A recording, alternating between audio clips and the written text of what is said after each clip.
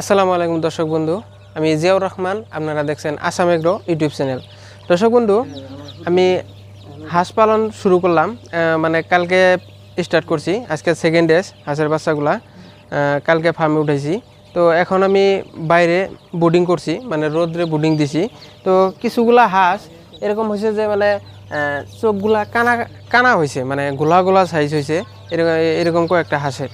তো তার জন্য আমি এখন আপনাদেরকে দেখাবো কি মেডিসিন দিই। আর তার আগে এই হাঁসগুলা আজকে 2 দিন বয়স। তো মানে রাত্রে বোর্ডিংয়ে রাখতেছি আর দিনে বাইরে রাখতেছি। তো আর দানা দিতেছি। অ্যাকচুয়ালি দর্শক বন্ধু, আমরা হয়তো ভাবি যে হাঁস পালনে ভালো দানা না খাওয়ালেও হয় বা দামি দানা না খাওয়ালে হয়, কিন্তু অ্যাকচুয়ালি কিন্তু হাঁস পালন করলে অ্যাকচুয়ালি হয়তো খরচা বেশি হয়ে যায়, এটা ভাবে কম দামা দানাটা আমরা খাওয়াই। কিন্তু অ্যাকচুয়ালি এটা না, কিন্তু আমরা অ্যাকচুয়ালি ভালো কোম্পানির বা ভালো যেটা দামি দানা এটাই খাওয়াতে লাগে আমাদের। খাওয়াইলে কিন্তু হাঁস রোগও কম হয়, বেমার কম হয়, আর বাড়েও বেশি, আর প্রফিটও বেশি। দামি দানাটা খাওয়াইলে কিন্তু প্রফিট বেশি আসে। তো আজকে যেটা প্রবলেম দেখা দিছে হাঁসগুলার, মানে বেশি হাঁসের দেখা দেয় নাই, 2-1টা হাঁসের দিছে। তো যেরকম ধরেন এটার এই যে চোখে এরকম বগা বগা হয়েছে, আর সাদা সাদা পড়ছে, ছাউনি পড়ছে এরকম। তো আর চোখটা লাগিয়ে ধরে। তো তার জন্য আমি একটা মেডিসিন দিতেছি হাঁসগুলার, মানে যে কটার হয়েছে ওই কটার এক্সট্রা করে দিছিলাম।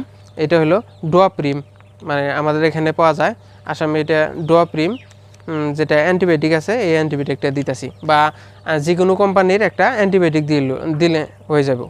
মানে এটা বেশি দিতে লাগবো না, মানে ধরেন 1 লিটার পানির মাঝে মোটামুটি ধরেন 1 গ্রামের থেকে 2.5 গ্রাম পর্যন্ত দেওয়া যায়। মোটামুটি 2 গ্রাম 2.5 গ্রাম দিয়ে দিলে হলো। আর হাঁস পালনে ভালো দানা খাওয়াইতে লাগবো। আর একটা সিস্টেম কি, হাঁসের ব্রুডিংটা সবসময় ভালো করে করতে লাগে, মানে নিচে ধরেন খেয়ার পায়রে দেওয়া লাগে, আর দিনে বাইরে বাইরে দিতে পারলে সবচেয়ে বেস্ট।